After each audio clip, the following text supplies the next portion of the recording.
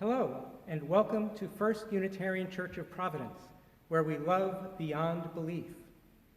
I'm Neil Bartholomew, the chair of the Worship Committee, which hosts a series of services during the summer when our senior minister is away. These services are led by lay members and friends of the congregation, and music is also provided by members and friends of the congregation. In this summer of 2020, as it is not yet safe for us to come together in the meeting house, we are providing the services as a series of online videos. We hope that you will enjoy the variety of wisdom and talent that our congregation has to offer. And now, please join in our unison reading as we light our chalice. This light burns also in our hearts, and it lights our path towards harmony, justice, and hope for all.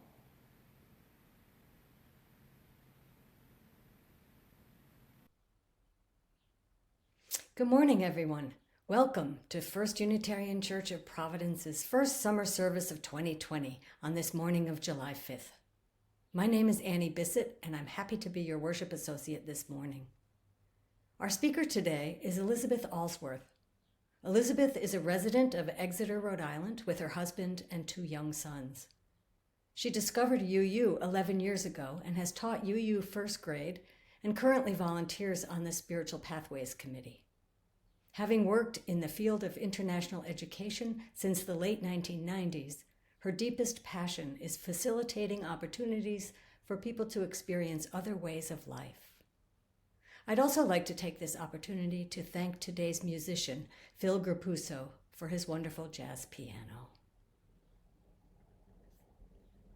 Two of my favorite words are ambiguity and assumptions. I like these words for their sounds, their articulation, and most certainly for the surprises they usher into my life. As a young person, they were just words that carried an intellectual meaning. Ambiguity is when things are not clear. My youthful internal response was, but things are clear, or at least my assessment is clear. Dangerous thoughts, I know. Assumptions are dangerous pits, and we do not know when we are in one. My internal response boiled down to its core was, all right, I won't assume. I will rely on facts. Good intentions, right. Between that youth and now, those 2 words of ambiguity and assumptions have provided journey and reflection. You see, starting at 4, travel entered my life. My family of 4 moved to Cheltenham, England for a year as part of the Fulbright Family Exchange. I later studied abroad in France. I later worked with refugees in western Montana. I then moved to Japan to live and work for 2 years. Through travel, those 2 words of ambiguity and assumptions have provided the journey and experiences which have resulted in one of 3 simple responses. The first is, oh no, what just happened? It's like arms up. Everybody stand still. Things just went wrong. Back away, retreat. An example. I blow my nose openly in the presence of my Japanese students and realize they are staring at me. Something was wrong. I had done something strange. Nobody talked about it. My assumptions were deep and unknown. The ambiguity of the situation was jolting and not understood. A second typical response when stepping into the middle of ambiguity and assumption is, holy cow, how fascinating. It's like arms forward. This is curious. Kind of like a science experiment in a petri dish. It's as if I'm aware of my assumptions and I have discovered someone else's way of thinking. It is curious, but I'm not emotionally attached. Why are baguettes so good? Why are they a cultural icon? Why are master pastry chefs primarily men? Why? We are curious but may ask seemingly silly questions. And finally, sometimes, when sitting with ambiguity and assumptions, there is a beautiful aha. It's hands to the chest. I get it. I really understand a profound perspective. My mind understands my assumptions and someone else's. My heart can attach to both sides. I can incorporate and internalize deeply. I have come to understand that the first two responses of, oh no, and holy cow, petri dish, are indicators. They are indicators that I have stepped into ambiguity and I have some unarticulated assumptions. And if I can sit in that space long enough, I can sometimes find that aha, which has become my real world experience of Tandeika's wordless presence. Through various workshops with Tandeika over the past year and a half, I have heard her teach about love beyond belief. She grounds her spiritual practice in personal insight, reflection, and action guided by compassion. I have come to really like her concept of celebrating the wordless presence between all of us. We are exploring this through soul circles and chalice circles and other groups. I have heard the wordless presence defined as God, Yahweh, the space, the community, the faith, the whatever that is our connection together. I have been chewing on Tandeika's new wording, and I realize my wordless presence typically shares company with ambiguity and assumptions. Yet, I actually noticed there is a third reluctant friend there too, awkward. My wordless presence of reflection and compassion start with ambiguity and assumptions, stumbles into awkward, and usually, occasionally, becomes my precious aha. Let's go back to my travels. I came home from Cheltenham, England at 5 years old. I'm told I referred to the Dairy Queen at the corner of my block as the pub. That's awkward. As a college student, I came home from France, realizing that through a slight mispronunciation, I had been asking, "Where's the war?" instead of, "Where's the train station?" That was embarrassing. I realized in Japan there are whole new paradigms for how to live the minutiae of my daily life. For example, it is okay to brush my teeth in the hallway at the middle school during class break, standing next to my students and the vice principal. Who knew? I was hooked. The going of travel, the coming back. However, I have slowly found my words for what I am hooked to. Not traveling, not cultures. I am hooked on living in ambiguity and the not knowing of how things work around me. I am hooked on the dismantling of assumptions.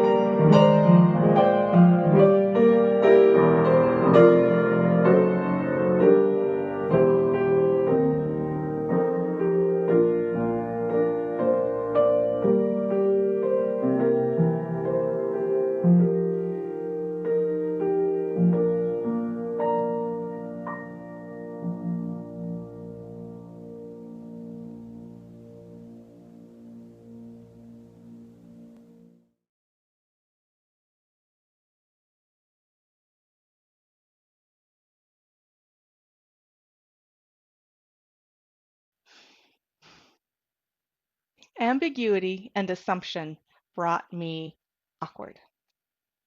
Because of them, there were times I didn't know what to do. I insulted people by mistake. I didn't know how to eat, or in some cases, use the toilet.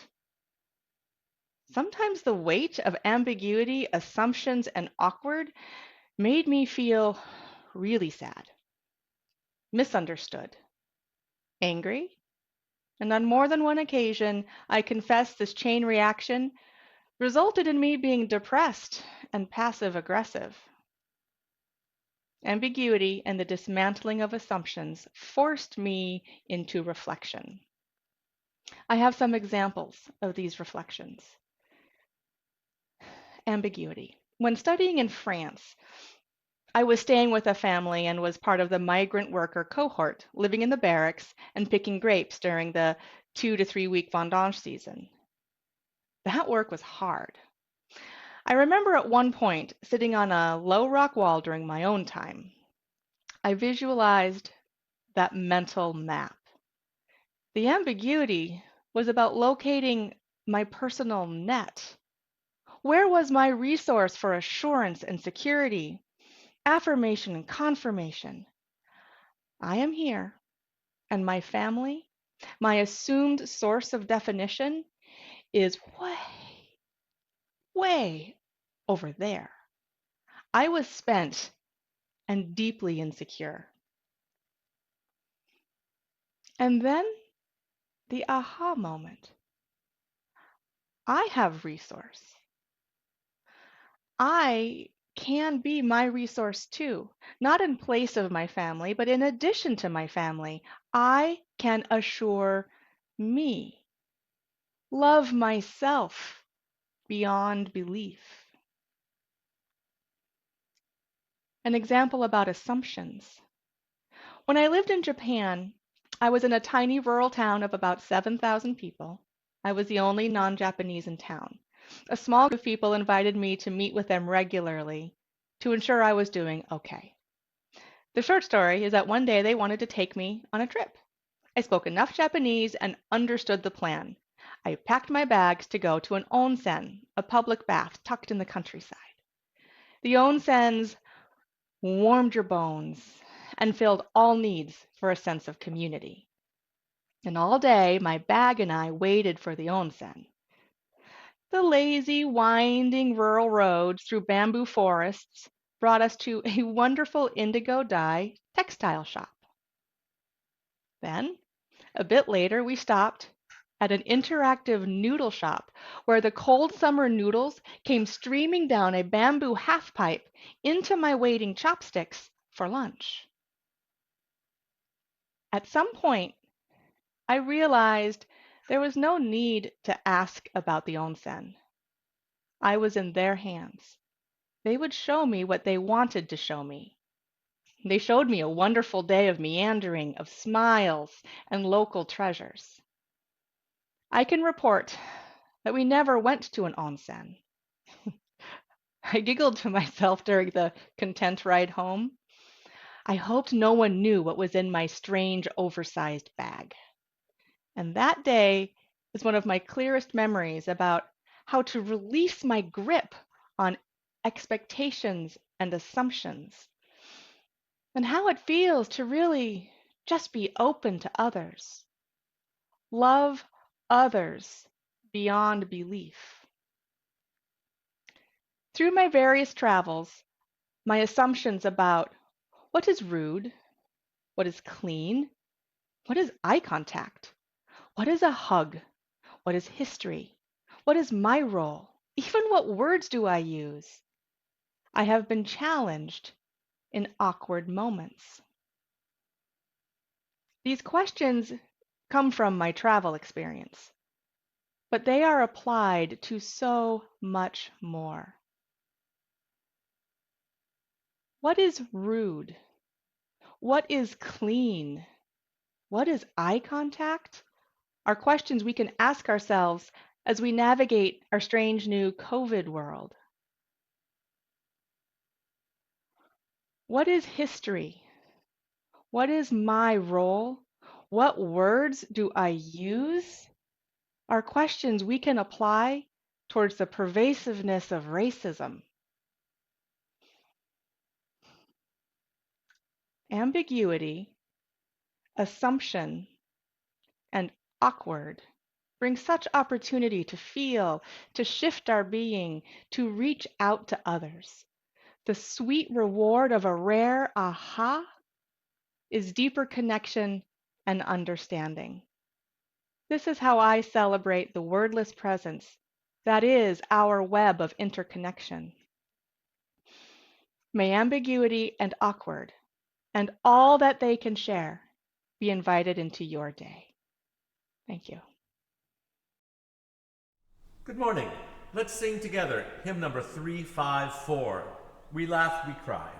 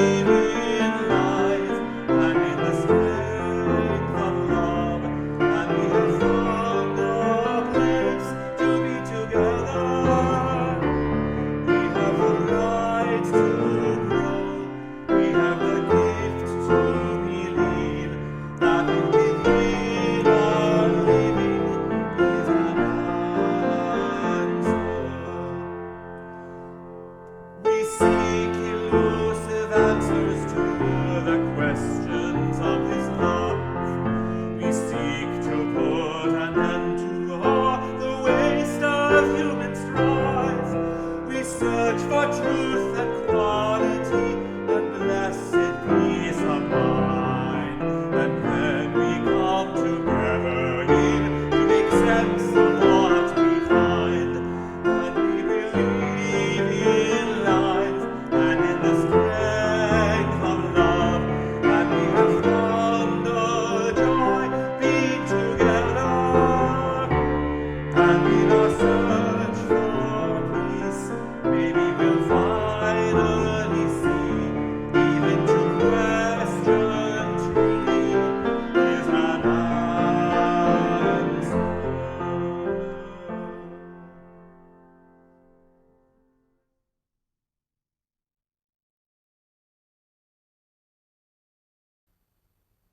For our contemplation today, I'd like to offer this poem by Lynn Ungar, On the Other Side.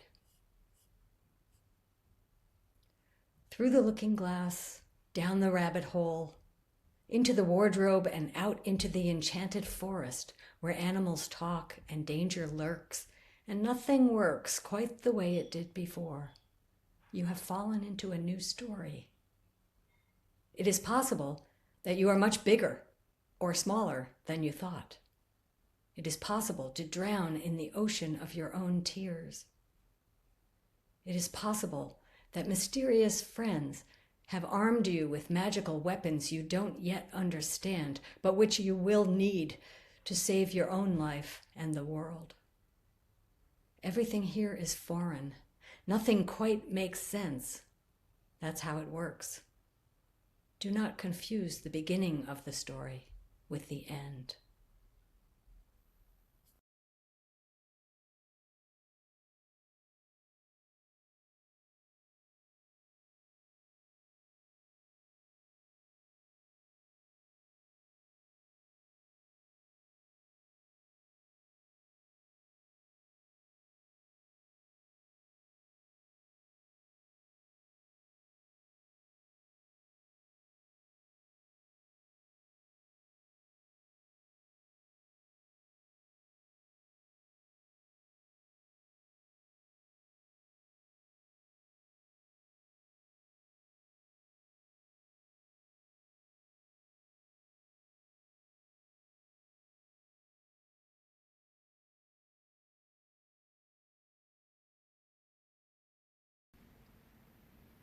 We hope that you've enjoyed our service today.